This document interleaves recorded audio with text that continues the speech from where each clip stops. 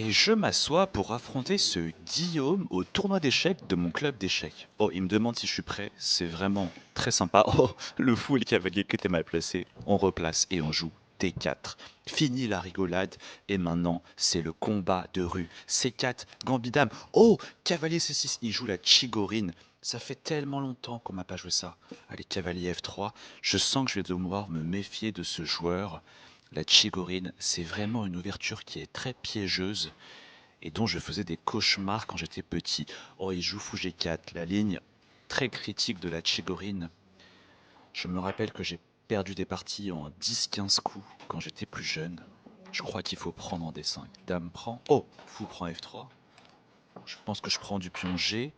Et il me semble de mémoire qu'il y a quelques années, j'avais appris que s'il prenait en D5 de la dame, je devais jouer E3 puis cavalier C3 pour chasser sa dame en D5. Mais il réfléchit, c'est étonnant. Ah, ça y est, il l'a joué. E3, on défend le pion D4. Je pense qu'il va faire E5 de mémoire. Je fais cavalier C3 pour attaquer sa dame. Il va jouer ensuite fou B4 pour clouer mon cavalier. Et je crois que là, je joue fou D2. Il me semble que c'est ça la ligne de mémoire. Et que normalement, ça devrait aller pour moi. Mais je sais plus trop. Ah, il joue E5, cavalier C3 comme prévu, fou B4 comme prévu. Et il me semble que ici c'est fou D2 pour attaquer la dame en D5. Ah, il prend, je prends du pion. Et voilà, il me semble que c'est ça, la bonne position. J'ai un super centre de pion et la paire de fous. Et je prépare C4 qui va attaquer cette dame, puis D5 qui va virer le cavalier. Je pense que j'ai une très bonne position. Ah, il prend D4, je prends du pion C. Bon, c'est bon. Je pense que ça va. Qu'on est sorti de... Oh, mais pourquoi il rigole? Je comprends pas. Pourquoi il rigole? J'ai fait une gaffe? Je comprends pas. Non, c'est du bluff. J'ai 6 minutes 40, il a 5 minutes 40, on est vachement bien.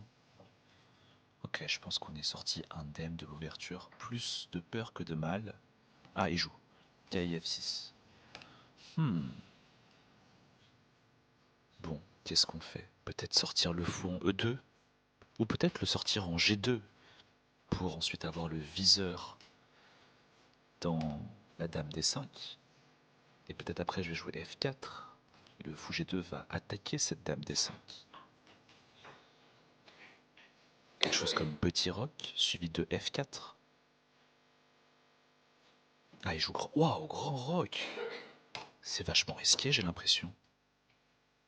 Bon, on fait petit roc. On défend le fou G2.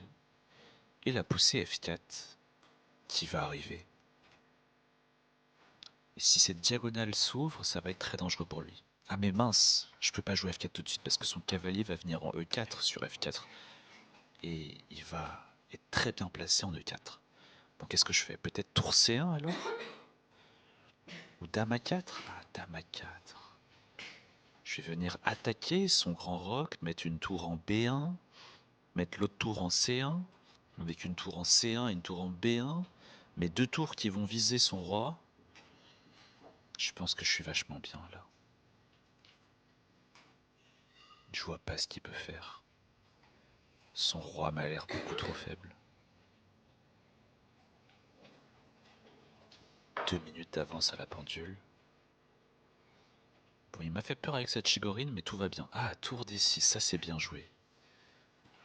Bon, allez, peut-être je vais mettre la tour colonne B ou colonne C, c'est quand même assez logique.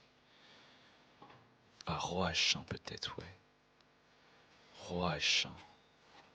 Oh, il joue tout de suite KD 8. Mais là, du coup, je vais mettre la tour colonne B dans le viseur du roi. Oh, qu'est-ce qu'il fait? Tour A6. Wow. Mais il n'y a pas dame prend A6. Et le pion, il est cloué. Oh là là là là. Oh là là, Guillaume, Guillaume. Pas bien.